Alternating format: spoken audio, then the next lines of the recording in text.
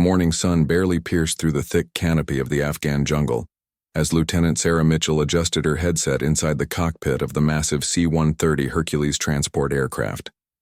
She had been flying military cargo missions for 8 years, but today felt different. Something in the air traffic, controller's voice during the pre-flight briefing had carried an edge of urgency that made her stomach tighten with anticipation.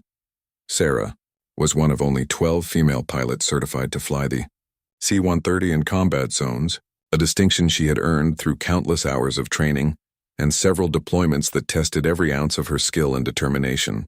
Her crew respected her not because she was trying to prove anything, but because she consistently brought everyone home safely.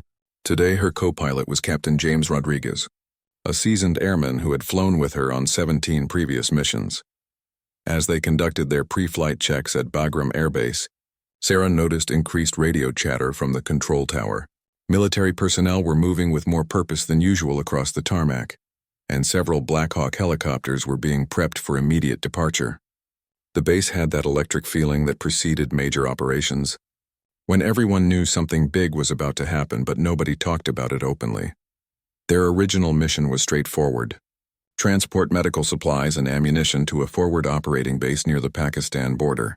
It was a routine cargo run that should take them over relatively safe airspace, following established flight corridors that had been cleared by intelligence teams. Sarah had flown this route dozens of times, navigating through mountain passes that required precision flying but rarely presented unexpected challenges. However, 30 minutes into their flight, everything changed. The radio crackled to life with an encrypted communication from Central Command that made Sarah's blood run cold.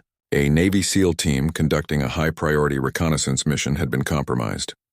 Their position was blown, and they were pinned down by enemy forces in terrain that made traditional helicopter extraction impossible. The SEAL team, call sign Bravo 6, consisted of 8 elite operators who had been gathering intelligence on a suspected terrorist training camp, hidden deep in the mountainous region. Their mission had been going smoothly until a shepherd accidentally stumbled upon their observation post. Within hours, dozens of enemy fighters had surrounded their position on a ridge overlooking a narrow valley. What made the situation desperate was the geography. The SEALs were trapped on a rocky outcrop with steep cliffs on 3 sides and enemy forces controlling the only viable escape route. Helicopter extraction was impossible due to the altitude, unpredictable wind currents, and the fact that any aircraft approaching the area would be vulnerable to rocket-propelled grenades from multiple directions. The team's commanding officer, Master Chief Petty Officer Marcus Thompson, was a 20-year veteran with 3 previous deployments to Afghanistan. He had led his men through countless dangerous situations, but this time they were running out of options. Their ammunition was dwindling, 2 team members were wounded, and enemy reinforcements were arriving hourly. As Sarah listened to the emergency briefing over her headset, she learned that conventional rescue attempts had already failed.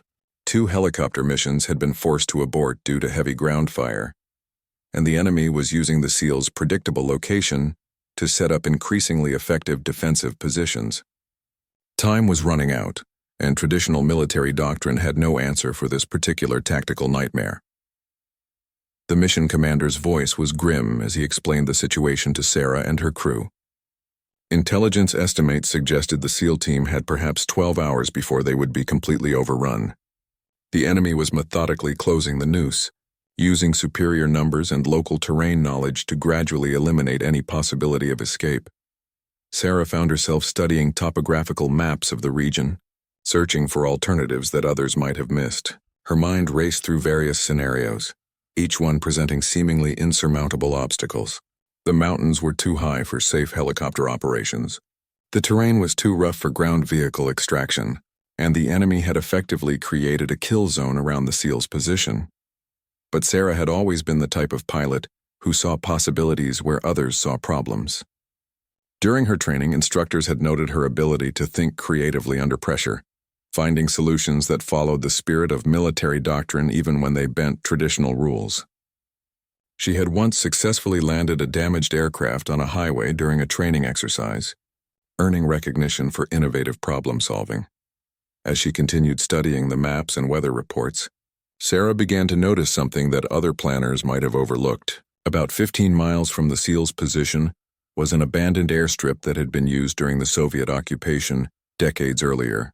Intelligence reports dismissed it as unusable due to recent flooding from seasonal rains, but Sarah wondered if there might be more to the story. The radio continued buzzing with updates from the battlefield. The SEAL team was holding their position, but Master Chief Thompson's reports painted an increasingly dire picture. Enemy forces were probing their defenses, testing for weaknesses, and it was only a matter of time before they found one. Medical supplies were running low, and the 2 wounded operators needed immediate evacuation. Sarah made a decision that would either save 8 lives or end her military career. She keyed her radio and requested permission to conduct a reconnaissance flight over the abandoned airstrip. Her plan was forming, but it was so unconventional that she needed to see the terrain with her own eyes before proposing it to command. Captain Rodriguez looked at her with concern, recognizing the determined expression she wore when contemplating something risky. He had flown enough missions with Sarah to know that when she got that look, she was about to suggest something that would either be brilliant or completely insane. The C-130 banked toward the coordinates of the flooded airstrip, and Sarah prepared to make a low-altitude pass that would give her the information she needed. Below them, 8 of America's most elite warriors were fighting for their lives, and she was their only hope for survival. The abandoned airstrip appeared below them like a forgotten scar across the landscape, partially hidden by overgrown vegetation and scarred by decades of neglect. Sarah brought the C-130 down to 500 feet, low enough to get a detailed view but high enough to avoid small arms fire from any enemy forces in the area. What she saw both confirmed her worst fears and sparked a dangerous hope. The runway was indeed flooded, with standing water covering approximately 60% of its length. However, Sarah's experienced eye could see that the flooding wasn't uniform. The eastern end of the strip appeared to have better drainage, and while muddy, it might be firm enough to support an aircraft landing. More importantly, the runway was longer than she had expected, stretching nearly 4,000 feet through a natural valley between 2 ridgelines. Captain Rodriguez was studying the same scene through binoculars, shaking his head slowly. "Sarah, even if we could get down there, how would we get back up? That surface looks like it would trap us permanently." His concerns were valid. The C-130 was a robust aircraft, but it wasn't designed for operations on flooded, unprepared surfaces. Sarah was already calculating weight distributions and takeoff distances in her head. The C-130 could theoretically operate from rough fields, but this would push the aircraft beyond its normal operational parameters. She would need to modify their approach, reduce their weight, and pray that the ground was more solid than it appeared. Meanwhile, the situation with Bravo 6 was deteriorating rapidly. Master Chief Thompson's voice over the radio was becoming increasingly strained, as he reported that enemy forces had managed to establish machine gun positions on 2 sides of their perimeter. The SEALs were effectively pinned down, unable to move without exposing themselves to devastating crossfire. The team medic, Hospital Corpsman Second Class David Park, was doing his best to treat the wounded operators under impossible conditions. One SEAL had taken shrapnel from a mortar round in his leg, while another was suffering from a concussion after being thrown against rocks during an explosion. Both men were mobile but compromised, and their conditions would only worsen without proper medical attention. Sarah made another low pass over the SEAL team's position, trying to understand the tactical situation from an aerial perspective. She could see muzzle flashes from enemy positions scattered throughout the surrounding hills, and it was clear that any helicopter attempting a rescue would face withering fire from multiple directions. The enemy had chosen their ambush site well, creating a situation where traditional extraction methods were virtually impossible. As she climbed back to a safer altitude, Sarah began formulating a plan that was so audacious it bordered on reckless. The abandoned airstrip was only 15 miles from the SEAL team's position, close enough that the operators could potentially reach it if they had a way to break through enemy lines. More importantly, the terrain between the 2 locations included several steep ravines that could provide concealment for a moving team. Sarah keyed her radio and requested a secure channel with the mission commander. What she was about to propose would require approval from the highest levels of command, and she needed to present her case carefully. The plan involved risks that could result in the loss of a multi-million-dollar aircraft and potentially her entire crew. The mission commander, Colonel Patricia Hayes, was a seasoned officer who had overseen dozens of rescue operations throughout her career. When Sarah outlined her proposal, the silence on the radio stretched for nearly 30 seconds. Finally, Colonel Hayes spoke with the measured tone of someone weighing impossible options against unacceptable alternatives. "Lieutenant Mitchell, what you're suggesting is beyond unconventional. You want to land a C-130 on a flooded airstrip that hasn't been maintained in decades, extract a SEAL team under enemy fire, and then attempt a takeoff from a surface that may not support the aircraft's weight. Is that an accurate summary?" Sarah's response was immediate and confident. "Yes, ma'am. It's dangerous, but it might be our only option. Helicopter extractions have failed, and the SEAL team's position is becoming untenable. If we can coordinate with them to reach the airstrip, I believe we can pull this off. The plan would require precise timing and flawless execution. The SEAL team would need to break contact with enemy forces and move through hostile territory to reach the extraction point. Sarah would need to land the C-130 on uncertain terrain, keep the engines running while the team boarded, and then attempt a takeoff that would test every limit of the aircraft's capabilities. Colonel Hayes was consulting with intelligence analysts and other aircraft commanders, trying to find alternatives to Sarah's high-risk proposal. However, as reports continued coming in from the battlefield, it became increasingly clear that conventional options were exhausted. The enemy was closing in and time was running out. Master Chief Thompson's voice cut through the radio chatter with a situation report that made everyone's blood run cold. "Command, we've got movement on all sides. They're massing for a final assault. We need extraction within the next 4 hours or we're not getting out of here." The weight of 8 lives hung in the balance as Sarah waited for authorization. She used the time to refine her approach plan, calculating fuel loads, reviewing emergency procedures, and mentally rehearsing every aspect of the dangerous mission. Captain Rodriguez was running similar calculations, cross-checking her numbers and preparing contingency plans for the dozens of things that could go wrong. The loadmaster, Staff Sergeant Michael Chen, was already preparing the cargo bay for passengers, securing loose equipment and setting up medical supplies for the wounded SEALs. Despite not knowing the full details of the mission, Chen could sense the urgency and was methodically preparing for whatever challenges lay ahead. Flight Engineer Technical Sergeant Lisa Palmer was monitoring engine performance and fuel consumption, knowing that they would need every possible advantage for what was essentially an unprecedented rescue operation. The C-130's 4 turboprop engines would need to perform flawlessly under conditions they were never designed to handle. As Sarah circled at altitude, waiting for authorization, she could see smoke rising from the SEAL team's position. The enemy was intensifying their assault, and every minute of delay reduced the chances of a successful rescue. She began calculating approach angles and emergency abort procedures, knowing that once committed to the landing, there would be no turning back. The radio finally crackled with Colonel Hayes' decision, a verdict that would either make Sarah a hero or end multiple military careers in spectacular failure. "Mitchell, you have authorization to attempt the extraction." Colonel Hayes' words carried the weight of a command decision that could define careers and save lives. "However, I want you to understand that you have full discretion to abort if conditions are unsafe. We won't sacrifice 5 aircrew to save 8 SEALs even though we're going to try everything possible." Sarah felt a surge of adrenaline mixed with determination as she acknowledged the authorization. Now came the most challenging part, coordinating with Master Chief Thompson to execute a breakout that would get his team to the extraction point alive. The SEAL team would need to fight their way through enemy positions while carrying 2 wounded operators across 15 miles of hostile territory. Master Chief Thompson listened to the extraction plan with the calm professionalism that had kept him alive through multiple combat deployments. The proposal was risky beyond anything in standard operating procedures, but he had seen enough impossible situations to recognize when desperate measures were the only option remaining.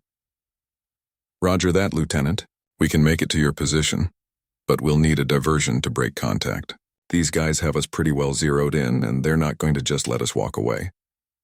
Thompson's tactical mind was already working through the problem, calculating routes and timing that would give his team the best chance of survival. Sarah coordinated with nearby Apache helicopters to provide covering fire during the SEAL team's withdrawal. The attack helicopters couldn't extract the team due to the terrain, but they could create enough chaos to mask the SEALs' movement, and give them a fighting chance to reach the airstrip. The timing would be critical. Too early, and the enemy would have time to reposition. Too late, and the SEAL team would be overrun. As the rescue operation took shape, Sarah began her approach to the flooded airstrip. She had decided to make a practice pass first, testing the wind conditions and getting a closer look at the runway surface. The C-130 descended through mountain turbulence that buffeted the aircraft and reminded everyone aboard why this location had been abandoned in the first place. The closer she got to the surface, the more challenging the landing appeared. Standing water reflected the afternoon sun, making it difficult to judge depth and surface conditions. Sarah could see that the eastern end of the runway was elevated slightly, which had allowed better drainage, but even that section was soft and potentially treacherous. Captain Rodriguez was calling out altitude and airspeed readings, his voice steady, despite the unprecedented nature of their mission. 500 feet, 120 knots, surface winds variable from the southwest at 15 knots. The wind conditions were manageable, but the gusting would make precise control more difficult during the critical landing phase. Sarah made her decision and committed to the approach. The C-130 descended through 200 feet as she lined up with the center of the runway, compensating for crosswinds and preparing for ground contact that could range from firm to catastrophically soft. The aircraft's landing gear was robust, but it wasn't designed for operations on flooded surfaces. The moment of truth came as the main landing gear touched down on the muddy surface. Sarah felt the aircraft's weight settle onto the runway with a sickening squelch that indicated the ground was softer than hoped. However, the landing gear didn't sink deeply, and the aircraft continued rolling, albeit with significantly more drag than normal. Sarah used reverse thrust and aggressive braking to bring the massive aircraft to a stop in the shortest possible distance. The C-130 settled slightly into the muddy surface but remained stable, and more importantly, it appeared capable of supporting its own weight. The first phase of the impossible rescue was complete, but the hardest part still lay ahead. While Sarah and her crew prepared for the extraction, Master Chief Thompson was leading his team through a tactical withdrawal that would test every skill they had learned during their elite training. The Apache helicopters had begun their diversionary attack, raking enemy positions with cannon fire and forcing the hostile forces to seek cover. The SEAL team used the confusion to break contact, moving in bounds through terrain that offered minimal concealment. Thompson had divided his men into two groups, 4 operators escorting the wounded and 4 providing rearguard security to prevent pursuit. The movement was exhausting and dangerous, but it was their only chance for survival. Hospital Corman Park had given the wounded operators stimulants to help them maintain mobility during the movement. It was a calculated risk, but staying in their current position meant certain death or capture. The team medic carried extra medical supplies, knowing that the wounded men would need immediate treatment once they reached the extraction point. As the SEAL team moved through ravines and across exposed ridges, enemy forces began realizing that their quarry was escaping. Small groups of hostile fighters attempted to intercept the withdrawal, leading to brief but intense firefights that tested the SEALs' ammunition reserves and tactical discipline. Sarah maintained radio contact with Thompson throughout the movement, providing updates on her aircraft's status and coordinating timing for the pickup. The C-130's engines remained running, but she was concerned about the aircraft's ability to generate enough power for takeoff from the soft surface. Every minute on the ground increased the risk of becoming permanently stuck. The sound of distant gunfire grew closer as the SEAL team approached the airstrip. Thompson's rear guard was fighting a series of delaying actions against pursuing enemy forces, buying time for the main group to reach the extraction point. The tactical situation was deteriorating, but the team was maintaining cohesion despite exhaustion and mounting pressure. Flight engineer Palmer was monitoring engine temperatures and fuel consumption, calculating the minimum power settings needed to keep the aircraft ready for immediate departure. The longer they waited on the ground, the greater the risk that enemy forces would arrive in sufficient numbers to prevent takeoff. Sarah could see movement in the tree line at the far end of the airstrip, but she couldn't determine whether it was the SEAL team or enemy forces. The radio crackled with Thompson's voice, reporting that they were approaching the extraction point, but were still under fire from pursuit elements. The race against time was entering its final phase, with 8 elite warriors running for their lives across open ground, while 5 aircrew waited in an aircraft that might not be able to take off from its current position. The first SEAL emerged from the tree line at a dead run, his tactical gear bouncing as he sprinted across the muddy airstrip toward the waiting C-130. Sarah could see through her side window that it was one of the operators carrying a wounded teammate in a fireman's carry, his legs pumping with determination despite the extra weight. Behind them, muzzle flashes were visible in the forest as the rear guard engaged pursuing enemy forces. Staff Sergeant Chen had the cargo ramp lowered and was positioned to help the incoming SEALs board as quickly as possible. The Loadmaster's training had prepared him for many scenarios, but receiving combat-loaded operators under enemy fire was pushing the boundaries of his experience. He could hear bullets cracking overhead as the pursuit elements closed in on the airstrip. Master Chief Thompson was the last man out of the tree line, moving backward while providing covering fire for his team's final sprint to safety. His rifle barked repeatedly as he engaged targets that Sarah couldn't see from her position in the cockpit. The sound of incoming rounds striking the aircraft's fuselage made everyone aboard acutely aware of how desperate their situation had become. The wounded SEALs were loaded first, with Hospital Corpsman Park immediately beginning medical treatment in the cargo bay. One operator had lost significant blood during the movement, and Park was working frantically to stabilize him for the flight back to medical facilities. The second wounded SEAL was conscious but showing signs of worsening concussion symptoms. As the remaining team members boarded the aircraft, Sarah was already advancing the throttles and preparing for the most challenging takeoff of her career. The C-130's engines roared to full power, but she could feel the aircraft struggling against the soft surface that was trying to hold them in place. The landing gear was sinking deeper into the mud with each passing second. Captain Rodriguez was monitoring engine performance while calling out critical readings. All engines at maximum power, ground speed building slowly. We're at 40 knots and accelerating. The aircraft was moving but much more slowly than normal, and Sarah wasn't certain they would reach takeoff speed before running out of runway. Thompson was the last man up the ramp, and Chen immediately began raising it while the aircraft was still accelerating. Enemy forces had reached the edge of the airstrip and were pouring automatic weapons fire toward the moving aircraft. Bullets were striking the fuselage and wings, but the C-130's robust construction was protecting the critical systems. Sarah could see the end of the runway approaching and knew she was facing an impossible decision. The aircraft hadn't reached normal takeoff speed, but they were running out of surface and time. She would have to attempt a takeoff at lower than recommended speed or risk overrunning the runway into the rocky terrain beyond. "Rotate, rotate," Rodriguez called out as they passed the point of no return. Sarah pulled back on the controls, feeling the aircraft's nose lift sluggishly as the wings fought for purchase in the thin mountain air.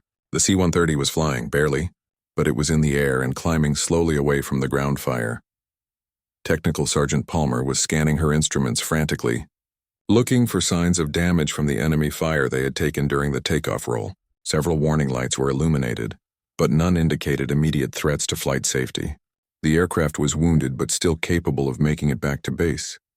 In the cargo bay, the SEAL team was finally allowing themselves to believe they might survive. The 2 wounded operators were receiving proper medical attention, and the rest of the team was checking their equipment and trying to process what they had just experienced. Master Chief Thompson was already thinking about the after-action report that would document one of the most unconventional extractions in military history. Sarah maintained a low-altitude profile as they departed the area, using mountain ridges to mask their movement from any surface-to-air threats that might be present. The aircraft was handling normally despite the damage, but she wasn't taking any chances with her passengers' safety. Every decision was focused on getting the SEAL team back to medical facilities as quickly as possible. The radio was alive with congratulations and requests for status updates from various command elements. Colonel Hayes wanted immediate confirmation that all personnel were accounted for, and that the aircraft was capable of safe flight back to base. Sarah provided concise updates while focusing on navigation through the challenging mountain terrain. Hospital Corpsman Park reported that both wounded operators were stable, though one would require immediate surgery upon landing. The SEAL medic had done excellent work under impossible conditions, but definitive medical care was still critical for full recovery. Sarah increased airspeed slightly, balancing the need for speed against the aircraft's current condition. As they climbed toward cruising altitude, the magnitude of what they had accomplished began to sink in. 8 elite operators who had been facing certain death or capture were now safely aboard and heading home. The rescue had succeeded despite odds that military doctrine would have considered insurmountable. Captain Rodriguez was already calculating fuel consumption and estimated arrival time at Bagram Air Base. The medical team there had been alerted and would be standing by to receive the wounded SEALs. Everything was proceeding according to plan, but Sarah knew that the mission wouldn't be truly complete until all her passengers were safely on the ground. The SEAL team was experiencing their own mix of relief and disbelief. They had been extracted from what appeared to be a hopeless situation by a pilot who had risked everything to save them. Thompson was already thinking about the commendation he would submit for Lieutenant Mitchell and her crew, recognizing that their actions had gone far beyond the call of duty. Flight engineer Palmer confirmed that despite multiple bullet holes in the fuselage, no critical systems had been damaged. The C-130 was a remarkably resilient aircraft, designed to absorb damage and continue flying. However, the aircraft would require extensive inspection and repair before returning to service. As the mountains of Afghanistan passed beneath them, Sarah reflected on the series of decisions that had led to this moment. From the initial radio call about a trapped SEAL team to the desperate takeoff from a flooded airstrip, every choice had carried enormous risk and potential consequences. The setting sun painted the mountains in shades of gold and purple, a beautiful backdrop for a mission that would be remembered as one of the most daring rescues in military aviation history. But for Sarah and her crew, it was simply another day of doing whatever it took to bring everyone home safely. The approach to Bagram Air Base was routine after everything they had experienced, but Sarah maintained heightened alertness as she coordinated with air traffic control for priority landing clearance. The tower had been informed about their mission and the medical emergency aboard, so emergency vehicles were already positioned along the runway as the damaged C-130 made its final approach. Sarah could see the familiar layout of the base spread out below them, with its organized rows of aircraft vehicles and temporary structures that housed thousands of military personnel. After the chaos and danger of the rescue mission, the sight of the secure base was deeply reassuring to everyone aboard the aircraft. The landing was smooth despite the bullet holes that peppered the fuselage and wings. Sarah taxied directly to the medical facility where ambulances and a full trauma team were waiting to receive the wounded SEALs. As soon as the engines shut down and the cargo ramp lowered, medical personnel swarmed aboard to begin immediate treatment of the injured operators. Hospital Corpsman Park provided detailed medical briefings to the trauma team, sharing vital signs and treatment information that would be critical for the surgeons. His field medicine had undoubtedly saved lives during the extended firefight and extraction, but now the wounded operators needed surgical intervention that only a fully equipped medical facility could provide. Master Chief Thompson was the last to leave the aircraft, stopping to shake hands with each member of Sarah's crew. The veteran SEAL operator had experienced many close calls during his career, but he recognized that this rescue had been something special. The professionalism and courage displayed by the aircrew had saved 8 lives that would otherwise have been lost. As the SEAL team was processed through medical screening and debriefing procedures, Sarah and her crew were conducting their own post-flight inspection of the aircraft. The C-130 had taken multiple hits during the extraction, but the damage was primarily superficial. However, several systems would need replacement before the aircraft could return to operational status. Captain Rodriguez was documenting the aircraft's condition in the maintenance log, noting each bullet hole and any potential system damage that maintenance crews would need to address. The thorough inspection would take several hours, but initial assessment suggested that the aircraft had performed magnificently under impossible conditions. Colonel Hayes arrived at the aircraft within an hour of landing, accompanied by several other senior officers who wanted to debrief the crew, while the mission details were still fresh in their minds. The rescue operation had been so unusual that it would likely become a case study for unconventional extraction procedures. The debriefing session lasted nearly 3 hours as Sarah and her crew recounted every detail of the mission from initial notification to final landing. The senior officers were particularly interested in the decision-making process that had led to attempting a landing on the flooded airstrip, recognizing that it represented innovative thinking under extreme pressure. Sarah explained her analysis of the terrain and weather conditions, the calculations that had convinced her the landing was possible, and the modifications to standard procedures that had made the extraction successful. Her detailed explanation would later be incorporated into pilot training programs as an example of creative problem-solving in crisis situations. The intelligence value of the mission was also significant. The SEAL team had gathered valuable information about enemy capabilities and positions before being compromised, and their successful extraction meant that intelligence could be acted upon rather than lost. The tactical information they had collected would contribute to future operations in the region. Master Chief Thompson's after-action report praised the coordination between air and ground elements that had made the rescue possible, the timing of the Apache helicopter diversionary attacks, the precision of the extraction, and the flawless execution under fire demonstrated the effectiveness of joint operations when properly coordinated. Hospital. Corpsman Park received particular recognition for his medical treatment under combat conditions. His ability to keep the wounded operator stable during the fighting withdrawal and aircraft extraction had been crucial to the mission's success. Both wounded SEALs were expected to make full recoveries thanks to his expert field medicine. The maintenance crew's assessment of the C-130 revealed that the aircraft had sustained damage to non-critical systems but remained structurally sound. Several bullet holes had passed through areas that could have caused catastrophic failures, but none had struck vital components. The aircraft's rugged design had proven itself once again under the most demanding conditions. Technical Sergeant Palmer's engine management during the mission had been exemplary, maintaining maximum power output during the critical takeoff phase, while monitoring for signs of damage or malfunction. Her expertise had ensured that the aircraft's 4 turboprop engines performed flawlessly, when failure would have meant disaster for everyone aboard. Staff Sergeant Chen's handling of the cargo bay operations under fire had been equally professional. His quick loading of the SEAL team and immediate medical support had contributed significantly to the mission's success. The Loadmaster's training had prepared him well for the challenges of combat operations. The rescue mission generated significant interest at higher levels of command, with requests for detailed briefings from Pentagon officials who were studying unconventional rescue techniques. The successful extraction from seemingly impossible circumstances had demonstrated capabilities that could be applied to future operations. Sarah found herself the subject of considerable attention from military leadership and media representatives who wanted to understand how a routine cargo pilot had conceived and executed such an audacious rescue mission. Her responses consistently emphasized the team effort and the courage of the SEAL operators who had fought their way to the extraction point. The 2 wounded SEALs underwent surgery within hours of arrival and were reported to be in stable condition.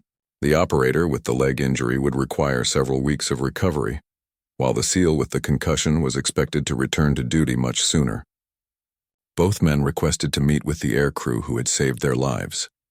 As the immediate aftermath of the mission settled into routine debriefings and paperwork, Sarah began to understand that she had participated in something that would be remembered long after the current deployment ended. The rescue would likely become part of military folklore, studied by future generations of pilots and special operations personnel. The bond formed between the aircrew and the SEAL team during those critical hours would last for years to come, creating relationships based on shared danger and mutual respect that exemplified the best traditions of military service. 3 days after the rescue, Sarah received word that she was being summoned to meet with General Robert Morrison, the commanding officer of all air operations in the Afghanistan theater. The meeting was scheduled for the following morning, and while no details were provided, Sarah understood that missions like theirs inevitably drew attention from the highest levels of military leadership. The general's office was located in the most secure section of Bagram Air Base, protected by multiple security checkpoints and staffed by personnel with the highest clearance levels. Sarah had never been in this part of the base before, and the formal atmosphere was markedly different from the operational areas where she normally worked. General Morrison was a veteran aviator himself, with over 30 years of military service and extensive combat experience. He had personally flown missions in multiple conflicts and understood both the technical challenges and the split-second decision-making that Sarah had demonstrated during the rescue operation. Lieutenant Mitchell, I've been briefing Pentagon officials about your mission for the past 2 days, the general began, his tone serious but not unfriendly. What you accomplished out there has generated considerable interest at the highest levels of government. The Secretary of Defense wants a detailed analysis of how this extraction was planned and executed. Sarah provided a comprehensive briefing about the mission, emphasizing the contributions of her entire crew and the courage of the SEAL team. She was careful to present the rescue as a team effort, rather than focusing on her individual role. Though it was clear that her decision-making had been crucial to the operation's success, the general listened intently, occasionally asking technical questions about aircraft performance and tactical considerations. His experience as a pilot allowed him to understand the complexities of what Sarah had attempted, and he was particularly interested in her risk assessment process and the modifications to standard procedures that had made the landing possible. Lieutenant, in my 30 years of military service, I've seen many acts of courage and innovation, General Morrison said after the briefing concluded. What you did represents the kind of thinking and execution that exemplifies the best of military aviation. You saved 8 lives by refusing to accept that the situation was hopeless. The general informed Sarah that she and her crew were being recommended for the Distinguished Flying Cross, one of the highest awards for heroism in aerial flight. The recommendation would be reviewed at multiple levels, but the general was confident that the decoration would be approved given the extraordinary circumstances of the rescue. More immediately, Sarah learned that she was being reassigned to a Special Operations Aviation Unit that specialized in unconventional missions. Her demonstrated ability to think creatively under pressure and execute complex operations had identified her as someone who could contribute to the military's most challenging assignments. The new assignment would involve additional training and certification for operations that pushed the boundaries of conventional military doctrine. Sarah would be working with elite special operations forces on missions that required the same kind of innovative thinking she had displayed during the SEAL extraction. Meanwhile, the 2 wounded SEALs were recovering ahead of schedule. The operator with the leg injury was already walking with assistance, while his teammate had been cleared for light duty after showing no lasting effects from his concussion. Both men had specifically requested to thank the aircrew who had risked everything to save them. Master Chief Thompson had submitted detailed commendation requests for each member of Sarah's crew, recognizing their individual contributions to the mission's success. The SEAL team leader understood that exceptional service deserved formal recognition, and he was determined to ensure that the aircrew received appropriate honors. The rescue mission had also prompted changes to emergency extraction procedures throughout the theater of operations. Sarah's innovative approach was being studied by tactical planners, who were developing new protocols for situations where conventional rescue methods were inadequate. Captain Rodriguez received orders, transferring him to the same special operations unit as Sarah, recognizing that their partnership had proven highly effective under extreme conditions. The trust and communication they had demonstrated during the rescue made them a valuable team for future challenging missions. Technical Sergeant Palmer was selected for an advanced flight engineer course that would prepare her for assignment to the military's most sophisticated aircraft. Her performance during the rescue had marked her as someone capable of handling the technical challenges associated with cutting-edge aviation systems. Staff Sergeant Chen was promoted to Master Sergeant and assigned as a senior instructor at the military's Loadmaster School. His experience during the rescue would be invaluable for training future Loadmasters who might face similar challenges during combat operations. Hospital. Cortman Park received a commendation from the Navy Senior Medical Officer, recognizing his life-saving treatment under fire. The SEAL medic's actions had been crucial not only during the extraction, but throughout the entire operation, maintaining the team's combat effectiveness despite casualties. The intelligence gathered by the SEAL team before their extraction proved to be extremely valuable, leading to several successful operations against enemy positions in the region. The information they had collected at such great personal risk contributed directly to disrupting terrorist activities and protecting other military units. Sarah's parents received notification of her heroic actions through official military channels, though many details remained classified. The brief summary they were provided conveyed that their daughter had distinguished herself during a combat rescue operation, saving the lives of fellow service members at considerable personal risk. The aircraft Sarah had landed on the flooded airstrip, underwent extensive repairs and modifications based on lessons learned during the mission. The maintenance crew documented every aspect of the damage and the aircraft's performance, contributing to improvements in design and operational procedures for similar situations. The abandoned airstrip itself became the subject of intelligence analysis, with engineers studying the site to understand why Sarah's assessment of its usability had been more accurate than previous evaluations. Her ability to recognize potential where others saw only obstacles was being incorporated into pilot training programs. As word of the rescue spread through military channels, Sarah found herself contacted by former instructors and colleagues who wanted to congratulate her on the successful mission. The aviation community was small enough that news of exceptional performances traveled quickly, earning respect from pilots throughout the service. The rescue operation had demonstrated that creative thinking and calculated risk-taking could overcome seemingly impossible tactical situations. The mission would be studied for years to come, as an example of how individual initiative and teamwork could achieve results that traditional doctrine might consider unattainable. 6 months later, Sarah stood in dress uniform on the tarmac at Andrews Air Force Base, preparing for a ceremony that would formally recognize the heroism displayed during the SEAL extraction mission. The Distinguished Flying Cross ceremony was attended by senior military officials, family members, and media representatives who had gathered to witness the recognition of exceptional service.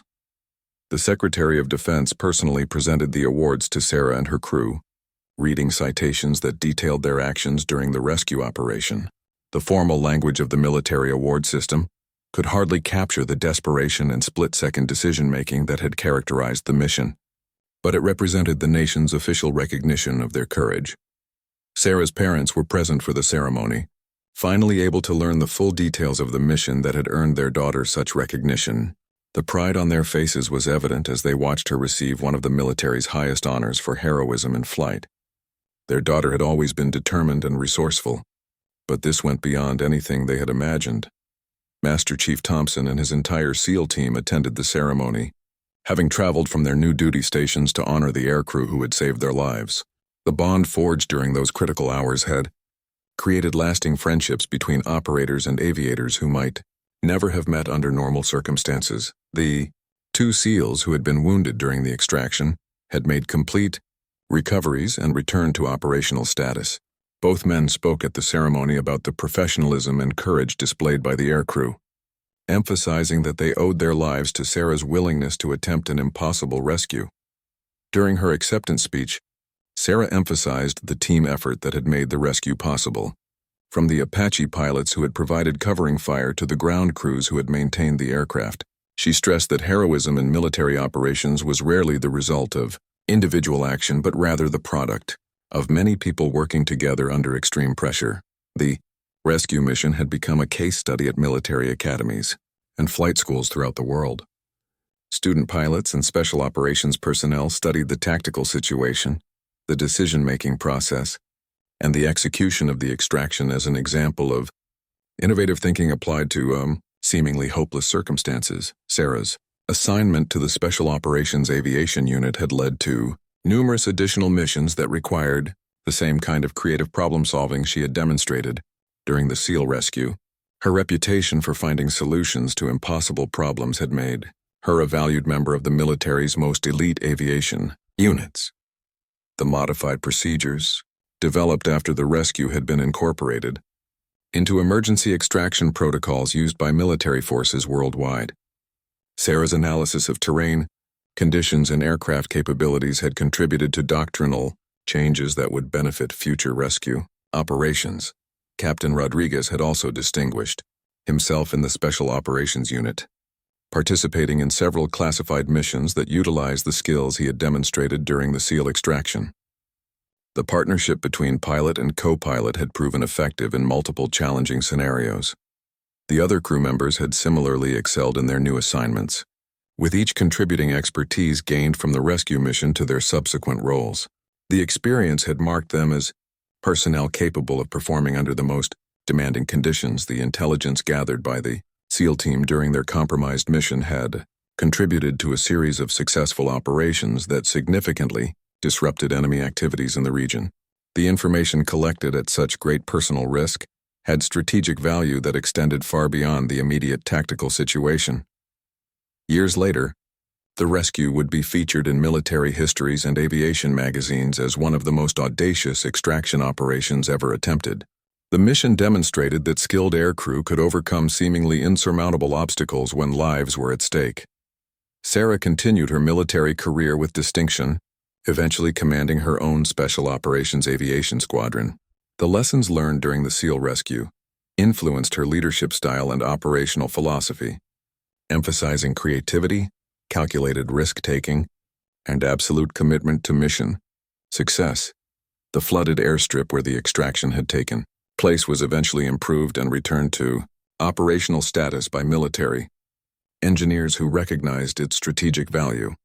The site became known informally as Mitchell Strip among aircrew who operated in the region, honoring the pilot who had first recognized its potential. The rescue operation had broader implications for military aviation, demonstrating that aircrew training should emphasize adaptability and creative thinking alongside technical proficiency. Sarah's example influenced pilot education programs that sought to develop aviators capable of responding effectively to unprecedented challenges. The bond between the rescued SEAL team and their aircrew remained strong over the years, with regular communication and reunions that celebrated their shared experience. The relationships formed during those critical hours represented the best traditions of military service and mutual support among warriors. Master Chief Thompson eventually retired from the Navy and became an instructor at the Naval Special Warfare Training Center, where he used the rescue mission as an example of the importance of never giving up, even when facing seemingly impossible odds. His students learned that rescue could come from unexpected sources, when people were willing to risk everything to save their comrades. The C-130 aircraft that had performed the extraction was eventually retired from service and placed in the National Museum of the United States Air Force, where a display detailed the rescue mission and honored the aircrew who had pushed the boundaries of what was considered possible in military aviation. Sarah's story became an inspiration to young women considering military aviation careers, demonstrating that courage and innovation were more important than physical strength in determining success as a pilot. Her example encouraged a new generation of female aviators who would follow in her footsteps. The rescue mission ultimately represented something larger than the sum of its individual elements. It demonstrated the power of human determination, the importance of teamwork under pressure, and the willingness of military personnel to risk everything to save their comrades. In a profession where such values were considered fundamental, Sarah and her crew had exemplified the very best of military service, proving that even impossible situations could be overcome when people refused to accept defeat.